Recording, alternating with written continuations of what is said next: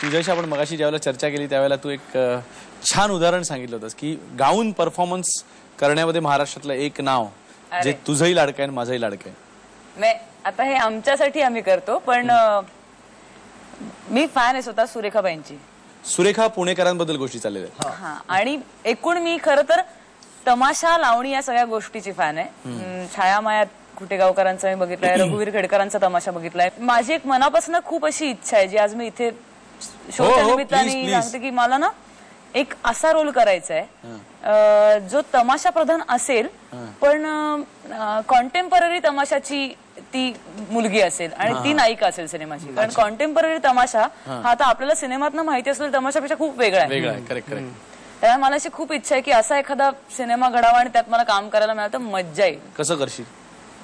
एक माझं आवडतं गाणं आहे आणि सुरेखाबाई फार सुंदर सादर करतात. त्या जर बघत असतील त्यांना कळेल की मी त्यांची खूप मोठी. तू त्यांचा एपिसोड बघितला का? आम्ही अरे काय कसल्या मोकळ्या दिलखुलास आहेत माल म्हणजे आणि त्या जीन्स बीन्स मध्ये आला शपथ कॅटवॉक करत एकदम. तर त्यांचं एक गाणं जे मला आवडतं आणि जर कधी मी सिनेमात तसं जर काम केलं तर मला तसं सादर करायला आवडेल खरं गाऊन. झाल्या तिन्ही सांजा करून शिनगार साजा वाट पाहते मी ग येणार साजन माझा. झाल्या तिन्ही सांजा करून शिनगार साजा वाट पाहते मी ग येणार साजन माझा.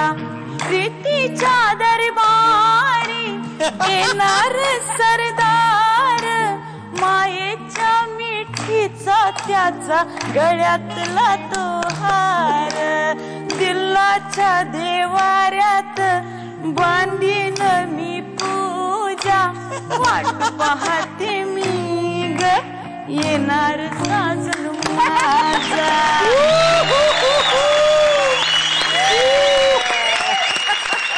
आई शपथ तोडलं. मला शिट्टी मारता आली तर मी आता मारली. क्या बात आहे यार. म्हणजे मला एकदम तू ते हे सगळं लाल बिल तुझे कपडे एवढे विसरून मला एकदम नवारी एकदम सुरेखाबाई. पण मला म्हणजे त्या मला असं कधी कधी प्रयोग करताना आजारी वगैरे असतं तेव्हा असं वाटतं की अरे काय प्रयोग करायचा आहे पण नाचायचं आणि ती एनर्जी द्यायची आणि प्रेक्षकांकडून ती घ्यायची आणि टाळ्या शिट्ट्या आणि मनसमोरला तितक्याच आणि दन दन दन दन ती एंट्री करतात ना ते मला सगळं असं काटा येतो अंगावर. मजा नाही प्रश्नच नाही. तर वंदनाताई मोलकर्णीचा रोल म्हणल्यानंतर आता सगळ्या भारतामध्ये कुठनंही जरी विचारणा केली तर एकच नाव येतं समोर म्हणजे वंदना गुप्ते. तर काय वाटतं तुम्हाला म्हणजे ह्याच्यानी जे काही तुम्ही ऍड केली त्याच्यानी मराठी माणसाचा असा मोलकरण म्हणलं मराठीच का म्हणजे वंदनाताई खूप चांगला ऍक्ट्रेस नाही. मला असं वाटतं की सगळ्या ऍड ज्या आहेत ना कमर्शियल्स आहेत ती सगळी इथे बनल्यामुळे महाराष्ट्रात ते एक समीकरण होऊन गेलंय की मोलकरीण म्हटल्यानंतर मराठी बाई कामाला येते. पण कुठल्याही कामाला आणि कुठल्याही व्यवसायाला आपल्याकडे काय एवढं कमी लेखतात. नाही पण ऍक्च्युली सामान्य लोकांना असं कायम वाटतं की तुम्हाला बघी ज्या वेळेला त्या जाहिरातीत वंदनाताई दिसतात त्यावेळेला आनंद पण होतो आणि कळतही नाही काय रिॲक्ट व्हावं. कारण वंदनाताई तर पाहिजे मराठी बाई एवढ्या मोठ्या ह्याच्यावरती आहे याच्याबद्दल. मला उलट असं वाटतं की एखादं कमर्शियल करताना तुम्हाला 20 सेकंदात अर्ध्या मिनिटात तुम्हाला सगळं पोचायचं असतं. अर्ध्या मिनिटामध्ये तुम्हाला प्रॉडक्ट पोचायचं असतं घरोघरी. हे विच इज व्हेरी डिफिकल्ट. जे एक फिल्म घ्यायची असली तर मला हिंदी फिल्मच्या खूप ऑफर्स येतात पण मी घेत नाही कारण त्या रोललाच काय अर्थ नसतो. हा मा म्हटलं मी शाहरुख खानची मा बनेन गोविंदाची बनेन त्यात काय पण काय रोल सांगा ना. अरे बहुत अच्छा रोल है. मतलब वही अगर गज्जर का हलवा आणि आलू का पराठा करना है तो मैं नहीं करूंगी.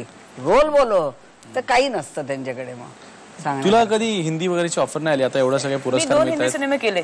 अच्छा. एक सास बहु सेन्सेक्स नावाची फिल्म केली. फार इंटरेस्टिंग फिल्म होती. फारुख शेख, किरण खेर, तनुश्री दत्ता वगैरे. ती समोर चालली नाही पण इंटरेस्टिंग होती. आणि एक थँक्स मा नावाची फिल्म केली. अच्छा. तिचा विषय फार छान होता पण तेच की प्रमोशन नाही आणि फेस्टिवल्स ना खूप गेली. पण माझं तेच झालं की रोल चांगला असेल तर करते. असं वाटत नाही का आपण स्ट्रगलला कुठेतरी कमी पडतो? थोडीशी सुखावली असेल. मी मराठीत खूप देतात. आता मी विक्रम काकांची फिल्म केली त्याचं- आघात correct. नावाची. तर ऑथर बॅक रोल म्हणजे काय असा रोल मला दिलाय विक्रम काकांनी. म्हणजे मी नेहमी म्हणते की माझ्या वडिलांनी जर माझ्यासाठी फिल्म केली पैसा घालून तर कसा रोल असेल माझ्यासाठी, तसा विक्रम काकांनी मला दिलाय. हा इतका सुंदर. विक्रम काकांनी डिरेक्ट केली ती फिल्म विक्रम गोखल्यांनी. How was he as a director, दिग्दर्शक म्हणून कसे होते? अमेझिंग, जादू.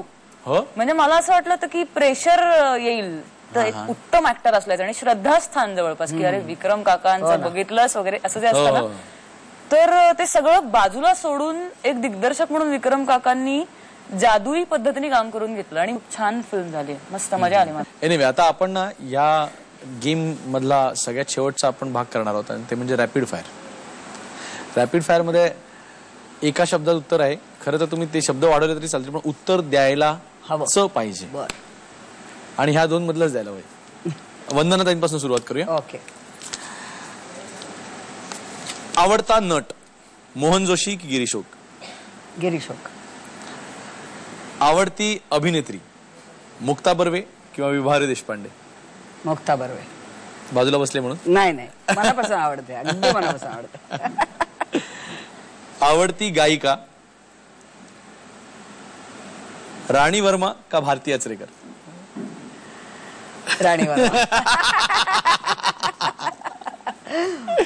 तुमचा स्वभाव कसा आहे, फटकळ की उद्धट?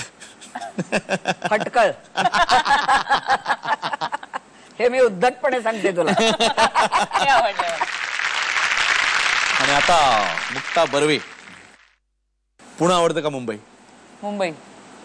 पुण्याचे लोक काय विचार करा, पुण्याचं सगळं उद्यापासून फक्त माझा विचार आत्ता, खरा उतर नाही बस. मुंबई आवडते मला, खरंच आवडते, कारण मुंबईने मला वेड केलंय आणि माझं काम आहे यार, माझं आयुष्य आहे मुंबई. बरोबर पुणेरी माणसासारखं उत्तर दिलं सर. आता आम्ही दिलं तरी म्हणणार नाही. पुणे म्हणलं असं तर काय बोललं असतं हा. म्हणजे पुण्याच्या लोकांना खात्री आहे माझ्याबद्दल. चल. ओके. आवडता सिनेमा जोगवा की मुंबई पुणे मुंबई? फारच हृदयाची दोन छकलं होतील माझ्या आता, पण मुंबई पुणे मुंबई. मुंबई पुणे मुंबई. फॅन्टॅस्टिक. आवडता नट उपेंद्र लिमये की स्वप्नील जोशी? पुन्हा एकदा छकलं झालेलं. ह्या प्रश्नाचं उत्तर देणं मला फारच अवघड आहे. कमॉन, स्वप्नील उपेंद्र दोघंही बघताय का? हा, नाही म्हणजे द्यायलाच काय, पाहिजे. उपेंद्र जोशी. ह्यातलंच उत्तर दिलंय.